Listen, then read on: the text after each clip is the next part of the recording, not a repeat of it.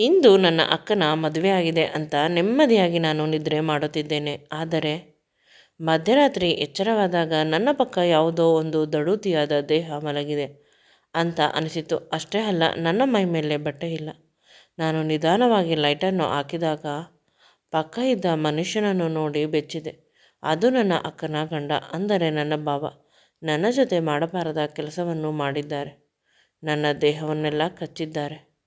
ಕಚ್ಚಿದ ಗುರುತುಗಳು ಕಾಣಿಸುತ್ತಿದೆ. ಅಷ್ಟೇ ಅಲ್ಲ, ನನ್ನ ಅಕ್ಕನಿಗಿಂತ ಮೊದಲು ನನ್ನ ಜೊತೆ ನನ್ನ ಭಾವ ಮೊದಲ ರಾತ್ರಿ ಮಾಡಿಕೊಂಡಿದ್ದಾರೆ. ನನ್ನ ಅಕ್ಕನಿಗೆ ಮೋಸ ಮಾಡಿದ್ದಾರೆ. ಈಗ ನಾನು ನನ್ನ ಅಕ್ಕನಿಗೆ ಹೇಗೆ ಮುಖ ತೋರಿಸಲಿ? ನನ್ನ ಹೆಸರು ಕಾವ್ಯ, ಅಪ್ಪ ಅಮ್ಮನ ಮುದ್ದಿನ ಮಗಳು. ನನಗೆ ಒಬ್ಬಳು ಅಕ್ಕ ಇದ್ದಾಳೆ. ಅಪ್ಪ ಅಮ್ಮ ಕೆಲಸ ಮಾಡಿ ನಮ್ಮನ್ನು ಸಾಕುವುದು ತುಂಬ ಕಷ್ಟಪಡುತ್ತಿದ್ದಾರೆ. ದಿನಕ್ಕೆ ಅವರಿಗೆ 150 ರೂಪಾಯಿ ಕೂಲಿ. ಅದರಲ್ಲಿ ಒಬ್ಬರ ಸಂಪಾದನೆ ಮನೆ ಖರ್ಚಿಗೆ ಆಗುತ್ತದೆ. ಇನ್ನೊಬ್ಬರದು ನನ್ನ ಮತ್ತು ಅಕ್ಕನ ಮದುವೆಗೆ ಅಂತ ಅಮ್ಮ ಎತ್ತಿಡುತ್ತಿದ್ದಾರೆ.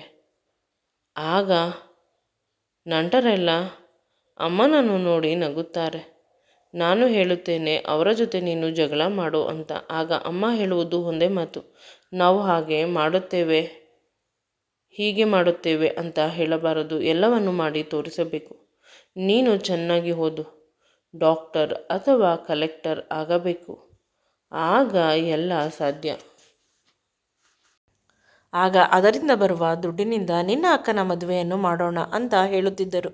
ಅಂದರೆ ಅಮ್ಮ ಅಕ್ಕನ ಮದುವೆಯನ್ನು ನನ್ನ ಜವಾಬ್ದಾರಿಗೆ ಹಾಕಿದಳು.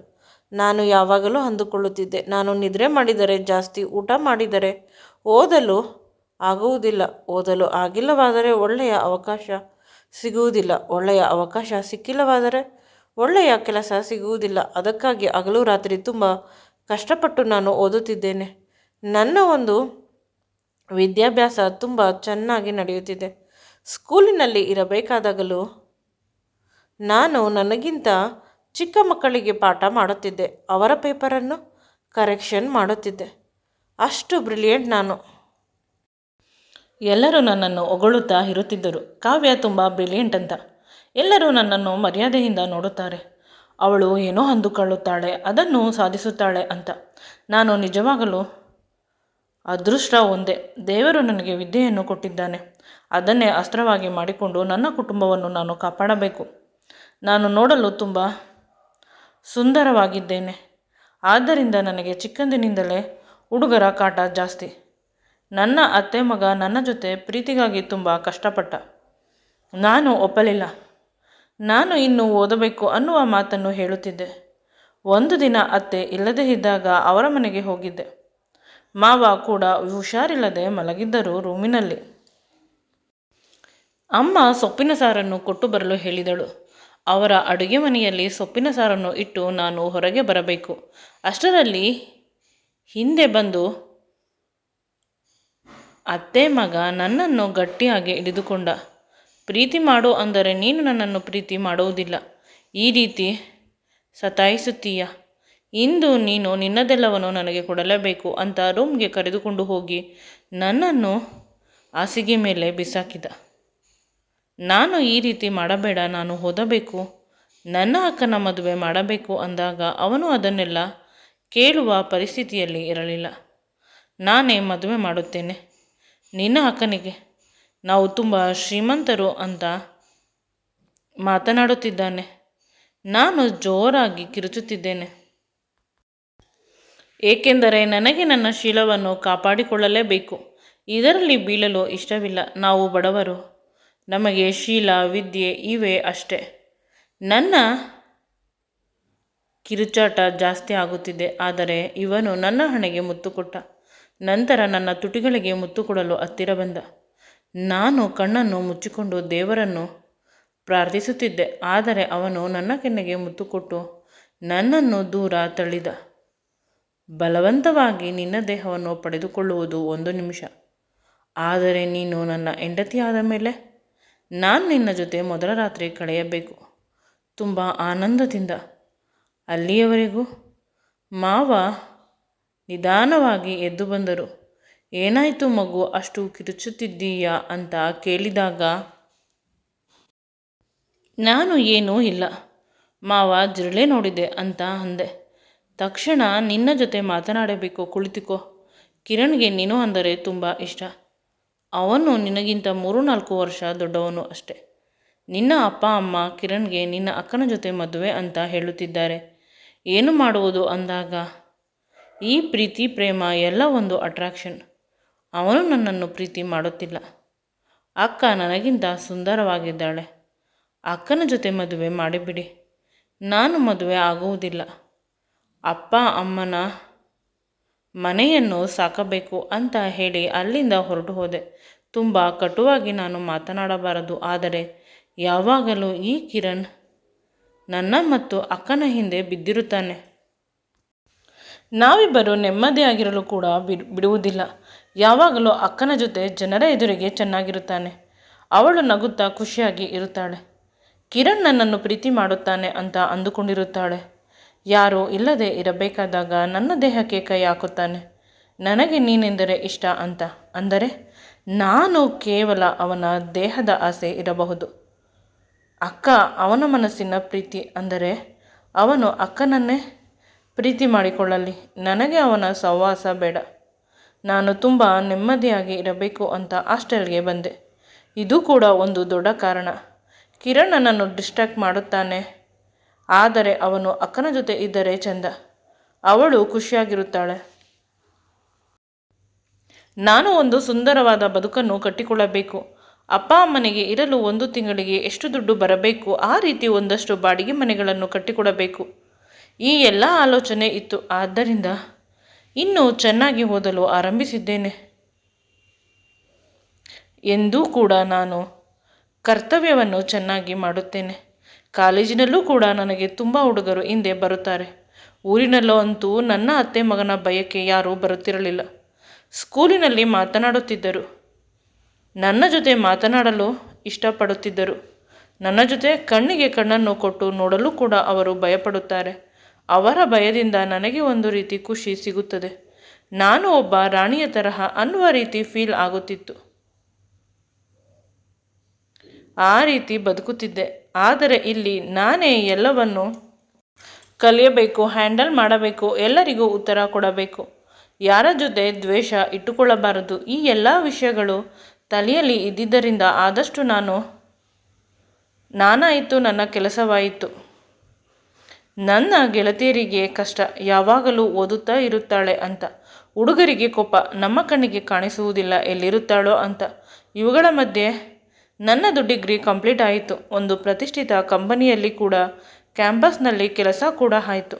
ನಾನು ಅಂದುಕೊಂಡಿದ್ದನ್ನು ಸಾಧಿಸುತ್ತಿದ್ದೇನೆ. ಆದರೆ ನಾನು ಊರಿಗೆ ಬರುವುದರ ಒಳಗೆ ನನ್ನ ಅಪ್ಪ ಅಮ್ಮ ನನ್ನ ಅಕ್ಕನ ಮದುವೆಯನ್ನು ನನ್ನ ಮಾವನ ಮಗ ಕಿರಣ್ ಜೊತೆ ಸೆಟ್ ಮಾಡಿದ್ದಾರೆ. ಅಂದರೆ ಎಂಗೇಜ್ಮೆಂಟ್ ಕೂಡ ಆಗಿ ಹೋಗಿದೆ.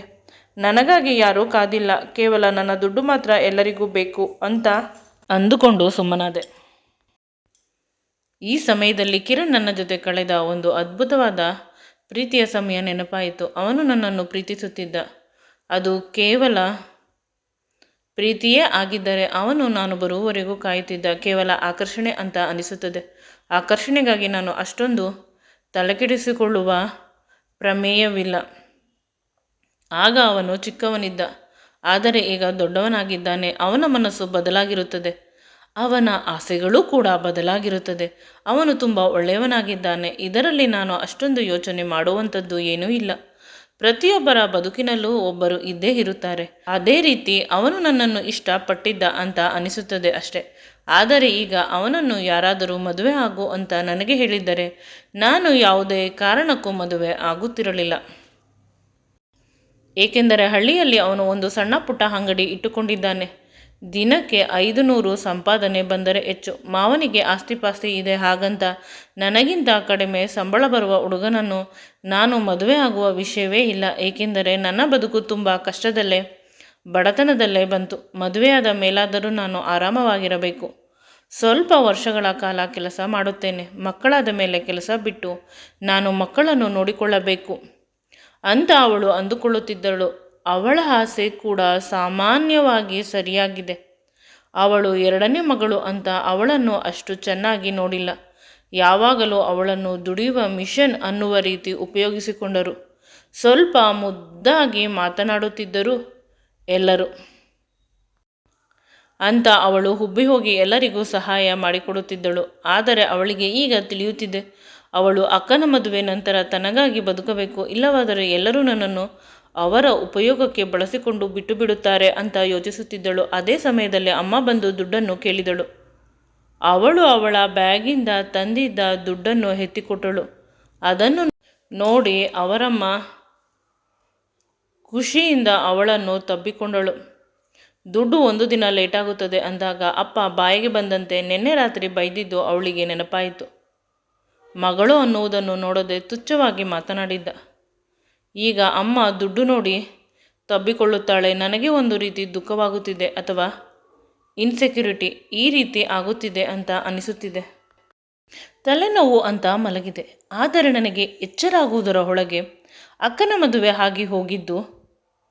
ನಾನು ಮಂಟಪಕ್ಕೆ ಓಡಿ ಹೋದೆ. ಆಗ ಅಕ್ಕ ಭಾವನ ಜೊತೆ ಮದುವೆ ಆಗಿ ಹೋಗಿದ್ದಾಳೆ ಅನ್ನುವ ವಿಷಯ ತಿಳಿದು ಅಮ್ಮನ ಬಳಿ ಗಲಾಟೆ ಮಾಡಿದೆ. ನಾನು ಮಲಗಿದ್ದರೆ ಹಾಗೆ ಮಲಗಲು ಬಿಟ್ಟಿದ್ದೀಯಾ ಅಂತ. ನಿನ್ನನ್ನು ಎಷ್ಟು ಏಳಿಸಿದರೂ ಎದ್ದಿಲ್ಲ. ಆಗ ನಿನ್ನ ಅಪ್ಪ ಪರವಾಗಿಲ್ಲ, ಅವಳು ತುಂಬ ಸುಂದರವಾಗಿದ್ದಾಳೆ, ಅಕಸ್ಮಾತ್ ಹುಡುಗ ಮನಸ್ಸನ್ನು ಬದಲಾಯಿಸಿ ನಿಮ್ಮ ಎರಡನೇ ಮಗಳನ್ನು ಮದುವೆ ಆಗುತ್ತೇನೆ, ಮೊದಲನೇ ಮಗಳು ಬೇಡ ಅಂದರೆ ನಾವು ಏನು ಮಾಡುವುದು ಅನ್ನುವ ಭಯದಿಂದ ನಿನ್ನನ್ನು ಕರೆದುಕೊಂಡು ಬಂದಿಲ್ಲ ಅಂತ ಹೇಳಿದರು.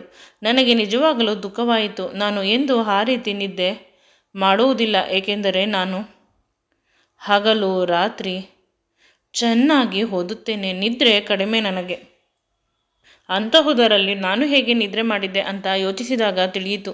ನಾನು ಊರಿಗೆ ಬಂದು 2 ದಿನವಾಗಿದೆ. ಅಕ್ಕನ ಮದುವೆಯನ್ನು ಅಟೆಂಡ್ ಮಾಡಲು ಬಂದವಳು, ಆದರೆ ಯಾವ ಶಾಸ್ತ್ರವನ್ನು ನಾನು ಅಟೆಂಡ್ ಮಾಡಿಲ್ಲ. ಯಾವಾಗಲೂ ನಿದ್ರೆ ಮಾಡುತ್ತಿದ್ದೀನ ಅಂತ.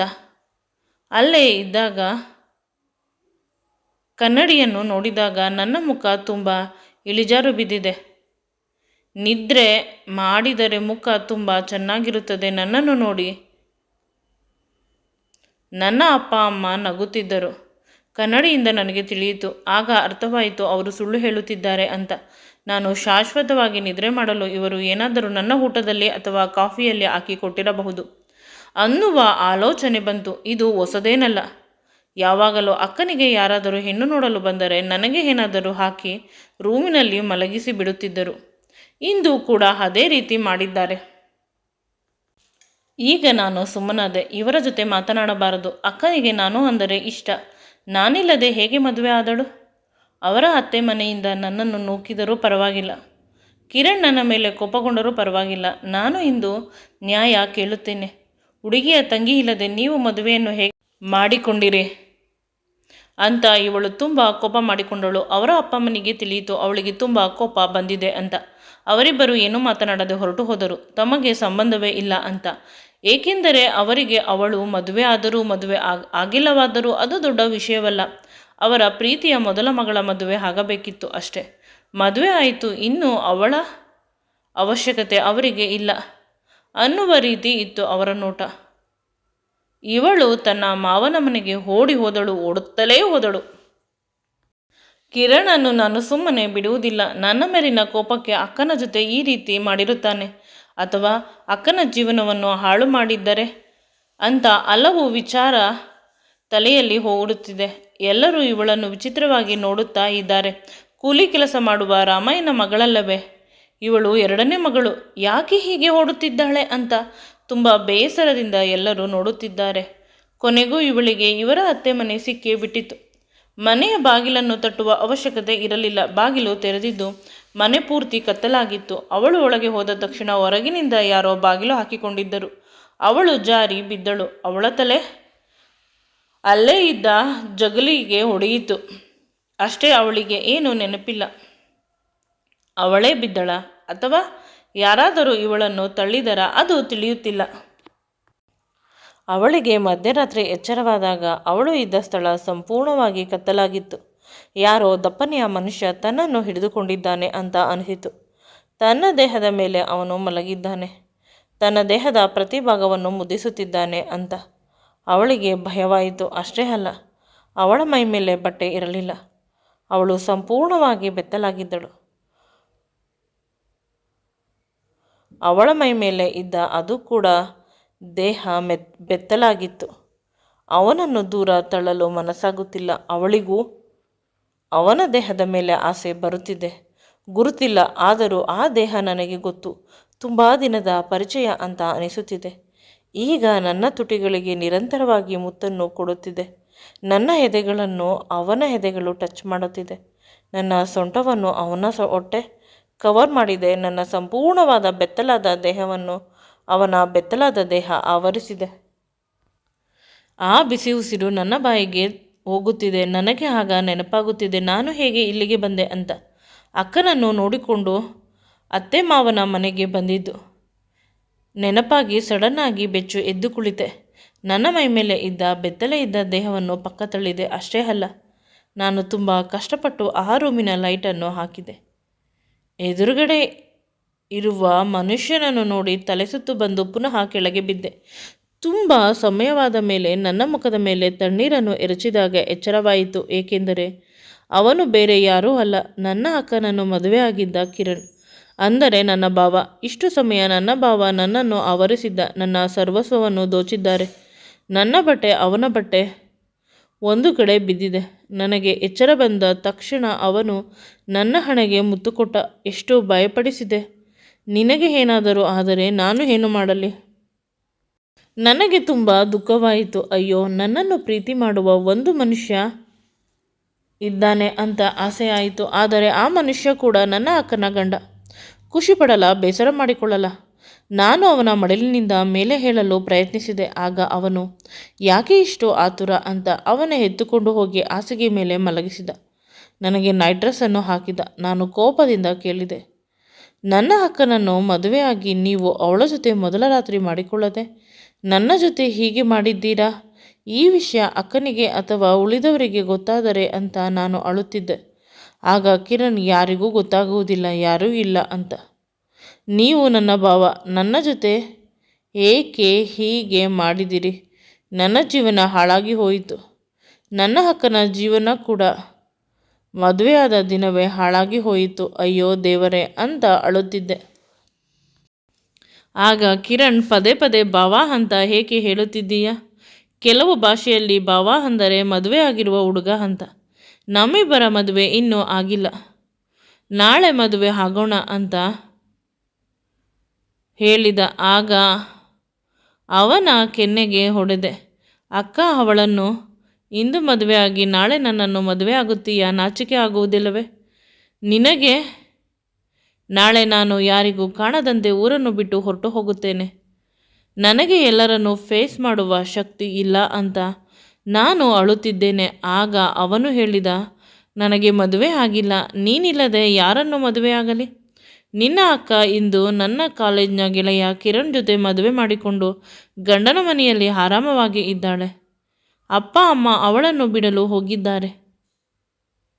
ಏನಮ್ಮ? ಹಲೋ, ಏನೇನೋ ಮಾತನಾಡುತ್ತಿದ್ದೀಯ? ನಾನು ನಿನ್ನನ್ನು ಮಾತ್ರ ಪ್ರೀತಿ ಮಾಡಿರುವುದು. ನಿನ್ನ ಅಕ್ಕನಿಗೂ ನನಗೂ ಏನು ಸಂಬಂಧ? ನನ್ನ ಜೊತೆ ಸಂಪೂರ್ಣವಾಗಿ ರಾತ್ರಿ ಕಳೆಯಲು ನೀನು ಸುಳ್ಳು ಹೇಳಬೇಡ. ನಿನಗೆ ಇಂದು ನನ್ನ ಅಕ್ಕನ ಜೊತೆ ಮದುವೆ ಆಗಿದೆ.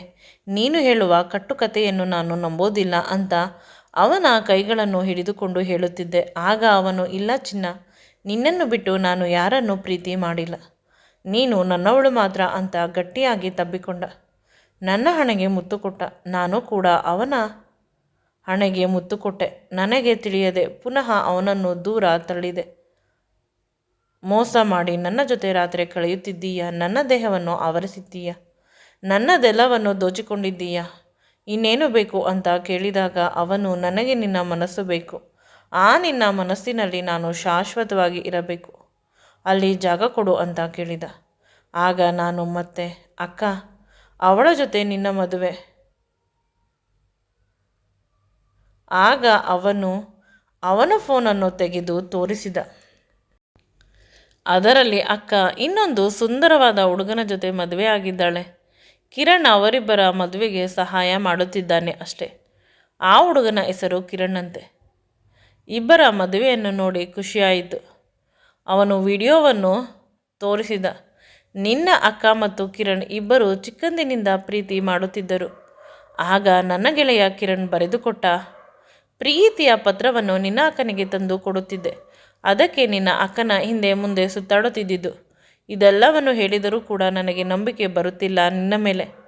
ಚಿಕ್ಕಂದಿನಲ್ಲಿ ನೀನು ತುಂಬ ನನಗೆ ಕಷ್ಟ ಕೊಟ್ಟಿದ್ದೀಯಾ ಅಂತ ನಾನು ಗೋಡೆಯ ಕಡೆ ತಿರುಗಿ ಮಲಗಿದೆ. ಅವನು ಬೆಳಿಗ್ಗೆ ನಿನಗೆ ಇದೆಲ್ಲವನ್ನು ಕ್ಲಿಯರ್ ಮಾಡುತ್ತೇನೆ ಅಂತ ರೂಮಿನಿಂದ ಹೊರಗೆ ಹೋದ. ನನಗೆ ಬೆಳಿಗ್ಗೆ ಹೇಗೆ ಈ ರೂಮಿನಿಂದ ಹೊರಗೆ ಹೋಗಲಿ ಅಂತ ಭಯವಾಗುತ್ತಿದೆ. ಬೆಳಿಗ್ಗೆ ಎಲ್ಲರೂ ಹೇಳುವುದಕ್ಕಿಂತ ಮುಂಚೆ ಎದ್ದು ರೆಡಿಯಾದೆ.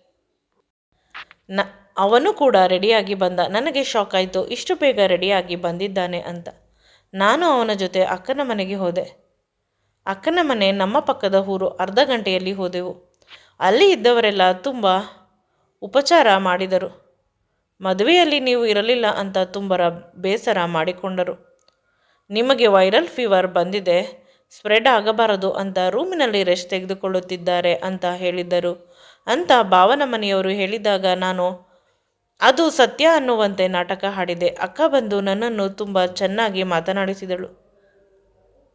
ನನಗೆ ಅಂತ ಒಂದು ಸೀರೆಯನ್ನು ತೆಗೆದುಕೊಟ್ಟಳು. ಅದನ್ನು ನೋಡಿ ಖುಷಿಯಾಯಿತು. ನನಗೆ ಮತ್ತು ಕಿರಣ್ಗೆ ಹಬ್ಬದ ಅಡಿಗೆಯನ್ನು ಮಾಡಿ ಊಟ ಮಾಡಿಸಿ ಮನೆಗೆ ಕಳುಹಿಸಿದರು. ನನ್ನ ಭಾವ ಕಿರಣ್ ಕೂಡ ತುಂಬ ಒಳ್ಳೆಯವರು. ಅಕ್ಕ ಒಳ್ಳೆಯ ಮನೆಯನ್ನು ಸೇರಿಕೊಂಡಿದ್ದಾಳೆ ಅಂತ ಖುಷಿಯಾಯಿತು. ನಿಜವಾಗಲೂ ಕಿರಣ್ ಮೇಲೆ ಇದ್ದ ಗೌರವ ಜಾಸ್ತಿ ಆಯಿತು. ಅವನ ಖರ್ಚಿನಲ್ಲಿ ನನ್ನ ಅಕ್ಕನ ಮದುವೆಯನ್ನು ತುಂಬ ಗ್ರ್ಯಾಂಡ್ ಆಗಿ ಮಾಡಿದ್ದಾನೆ. ಅಪ್ಪ ಅಮ್ಮ ದುಡ್ಡನ್ನು ನನ್ನ ಬಳಿ ತೆಗೆದುಕೊಂಡು ಅವರ ಫ್ಯೂಚರ್ಗೆ ಇಟ್ಟುಕೊಂಡಿದ್ದಾರೆ ಅಂತ ತಿಳಿದು ಕಿರಣ್ ಮತ್ತು ನಾನು ಮತ್ತೆ ಮನೆಗೆ ತೆರಳಬೇಕಾದಾಗ ಮಾರ್ಗ ಮಧ್ಯದಲ್ಲಿ ಒಂದು ದೇವಸ್ಥಾನ ಸಿಕ್ಕಿತು. ಅಲ್ಲಿ ನಾನು ನಿಲ್ಲಿಸು, ದೇವಸ್ಥಾನಕ್ಕೆ ಹೋಗೋಣ ಅಂತ ಕೇಳಿದೆ. ಆಗ ಅವನು ನನ್ನನ್ನು ದೇವಸ್ಥಾನಕ್ಕೆ ಕರೆದುಕೊಂಡು ಹೋಗಿ ಪೂಜೆಯ ಸಾಮಾನುಗಳನ್ನು ತೆಗೆದುಕೊಟ್ಟ. ಒಳಗೆ ಹೋದಾಗ ನನಗೆ ಹೊಸ ಆಲೋಚನೆ ಬಂತು. ಅರ್ಚಕರ ಬಳಿ ಕೇಳಿದೆ, ದೇವರ ಕತ್ತಿನಲ್ಲಿ ಇರುವ ಅರಿಶಿಣದ ಕೊಂಬನ್ನು ಕೊಡುತ್ತೀರಾ ಅಥವಾ ಹೊಸ ಅರಿಶಿಣದ ಕೊಂಬನ್ನು ಮಾಡಿಕೊಡುತ್ತೀರಾ ಅಂತ. ಅವರು ನಾನು ನಾಳೆ ದೇವರಿಗೆ ಚಿನ್ನದ ತಾಳಿಯನ್ನೇ ಹಾಕುತ್ತೇನೆ ಅಂತ ದೇವರ ಕುತ್ತಿಗೆಯಲ್ಲಿ ಇರುವ ಅರಿಶಿಣದ ಕೊಂಬಿನ ದಾರವನ್ನು ನನಗೆ ಕೊಟ್ಟರು. ಇದನ್ನೆಲ್ಲ ಆಶ್ಚರ್ಯವಾಗಿ ನೋಡುತ್ತಿದ್ದ ಕಿರಣ್ ಕೈಗೆ ಕೊಟ್ಟು ನನಗೆ ತಾಳಿ ಕಟ್ಟು ಅಂತ ಹೇಳಿದೆ. ಅವನು ಮರುಮಾತನಾಡದೆ ತಾಳಿ ಕಟ್ಟಿದ. ತುಂಬ ಖುಷಿಯಿಂದ ದೇವರ ಸನ್ನಿಧಿಯಲ್ಲಿ ಇಬ್ಬರು ಸತಿಪತಿಗಳಾದೆವು. ಅರ್ಚಕರ ಕಾಲಿಗೆ ಬಿದ್ದೆವು. ಅವರ ಆಶೀರ್ವಾದ ತೆಗೆದುಕೊಂಡೆವು.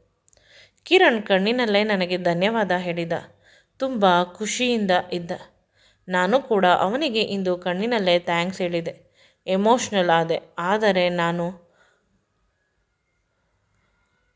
ಅವನು ನನಗೆ ಸಮಾಧಾನ ಮಾಡಿದ. ಇಬ್ಬರು ಇಂದು ಕಣ್ಣಿನಲ್ಲೇ ಮಾತನಾಡುತ್ತಿದ್ದೇವೆ. ಅವನ ಪ್ರೀತಿಗೆ ನಾನು ತಲೆಬಾಗಿದೆ. ಈ ಸುಂದರವಾದ ಹೊಸ ಬದುಕಿನ ಹೊಸ ಜೀವನಕ್ಕೆ ಕಾಲಿಟ್ಟಿದ್ದೇವೆ. ಈ ಜೀವನ ಸುಂದರವಾಗಿರಲಿ ಅಂತ ದೇವರ ಬಳಿ ಇಬ್ಬರು ಪ್ರಾರ್ಥನೆ ಮಾಡಿಕೊಳ್ಳುತ್ತಿದ್ದೇವೆ ನಿರಂತರವಾಗಿ.